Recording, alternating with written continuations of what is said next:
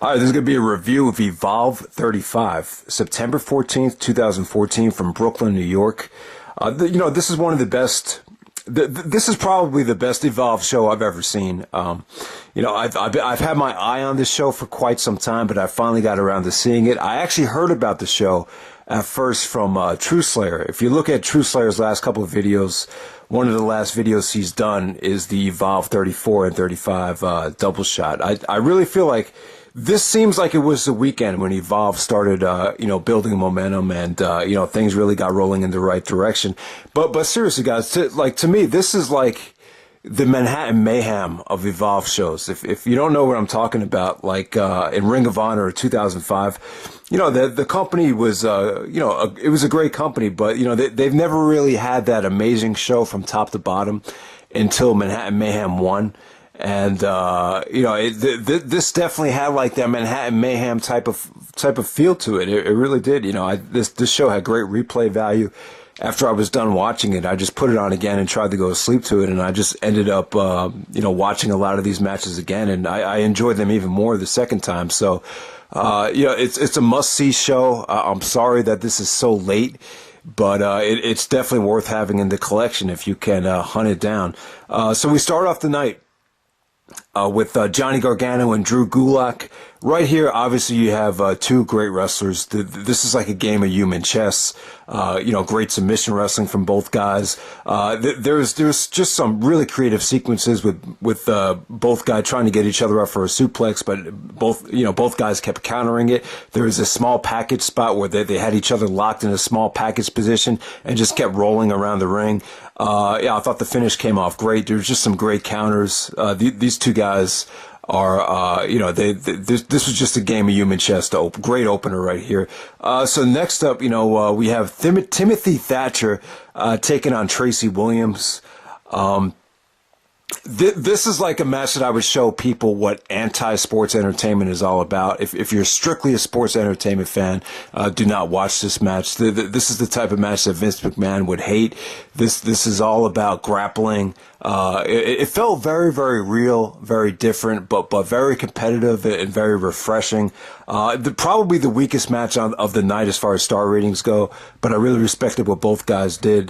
They tried to make this as realistic as possible, but, it's not for everyone, though. I could see some people being somewhat bored with it, but Tracy Williams has come a long way since then, but this is a nice little showcase from him. And, at this time, Thatcher's actually the Evolve champion right now, I believe. But at this time, he had a lot of respect from the fan base. The fans have kind of turned on him since then. So next up from there, we actually go to the Evolve champion at the time, which is Drew Galloway. I totally forgot that Drew's last name was McIntyre in the WWE, because the ring announcer actually fucked up his name and called him McIntyre. But we have Drew Galloway taking on Roderick Strong. I believe this is one of Strong's first Evolve shows or Evolve weekends. And this was great because it was a totally left turn from the previous match. This is more of a Roderick Strong PWG style match, just balls to the wall, really intense, very fast paced, lots of near falls, great crowd, lots of stiff kicks. Galloway and Strong just worked very well together. I just thought this was awesome stuff, awesome crowd. One of the Roderick Strong's gems on his way to the WWE, I would say. And then from there, we probably have the match of the night. We have Zack Sabre Jr. taking on Biff Busick. I actually heard that Zack's match the night before against Timothy Thatcher was even better than this. But I heard, True Slayer didn't rate Evolve 34 as high as 35, so that's why I kind of passed up on, or that's why I did pass up on Evolve 34. But I'm pretty sure the Zack and Thatcher match is incredible. But here against Biff Busick, this was awesome stuff. Bringing in Zack for these shows. Obviously, they put these shows over the top. I imagine Zack probably had the best match on both nights, and I thought Zack had the best match on this night as well. Biff Busick actually goes over. Haven't seen him for a while, but he's a very roughneck type of wrestler. A lot of stiff European uppercuts. He's a great submission wrestler as well. He just did some beautiful submissions. And this is why this match worked. Zack is always going for those bridge pinfalls, But in this match right here, every time Zack tried to go for a bridge, Biff would just counter into a rear naked chin lock, and it just came off great.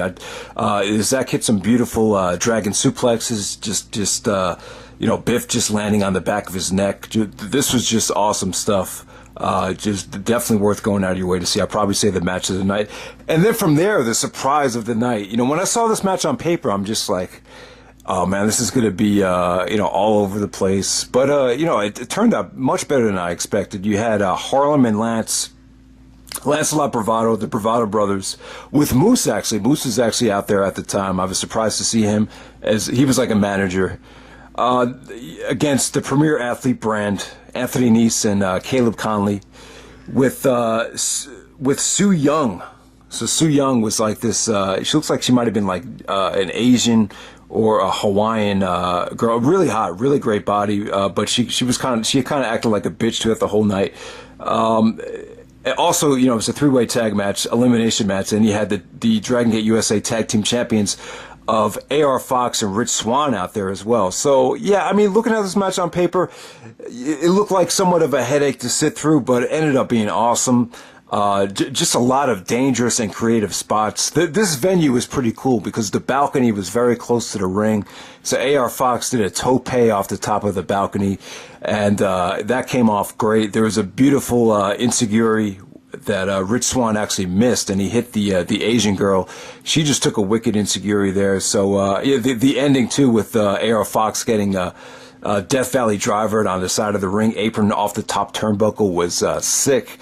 So you had a lot of dangerous and creative spots. This match had no business being this good. It was, this really added to the variety of the show. The show just had great variety. You had all these technical clinics on the beginning of the card, and then you kind of switch it up and you get all these. You just had a nice little spot fest here. It was fun and it was creative. And then the main event, you had Ricochet defending the Freedom Gate Championship from that's pretty much the Dragon Gate USA main championship belt.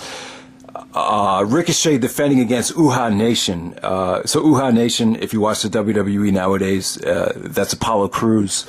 And awesome stuff. I got to give these guys credit for following a hell of a card. It wasn't the match of the night, but in my opinion, it still hit the 4-star level. This is when Ricochet was on fire. He had just done some, I believe he won the Super Juniors tournament in New Japan. And then he won Bola that year. If you remember, he beat Roderick Strong and Johnny Gargano in the finals of Bola in 2014. Then a couple weeks later, he defends the title against Uhaa Nation. And, just great stuff. A great combination of power versus speed. I said this about Uhaa in a video in 2011. I said, like, if Brock Lesnar and was it Brock Lesnar and Bobby Lashley, or was Shelton Benjamin in there? I think I said, like, if Brock and Shelton and Bobby Lashley had a baby, it would look like Uhaa Nation. So yeah, man, the Apollo Crews Uhaa Nation. I've never seen him in a match this long before, but yeah, he looked awesome, man. He hit probably the best. I mean, Ricochet's selling of the Tombstone here, probably the best selling of the Tombstone I've seen since RVD and ECW. Just the way he hit it, like Ricochet just bounced up. But yeah, Ricochet, man, he's gotten a lot better. They even talked about on commentary how, you remember, he was Helios and Chikara, just kind of like a little skinny kid that could just do flips, but he's really added a lot of strength. He actually double suplexed Uhaa Nation before he put him away with the shooting star press here, or was it I think it was a 360 to finish the match, but or actually it was the 680 splash to put him away. But yeah, just an awesome main event that really did a beautiful job of following such a stacked card. So yeah, this is Evolve 35. This is an amazing show. I'm not sure what I'm going to rate this, either a 9 or a 9.25. This is like the Manhattan Mayhem of Evolve shows that I've seen so far. So definitely check it out.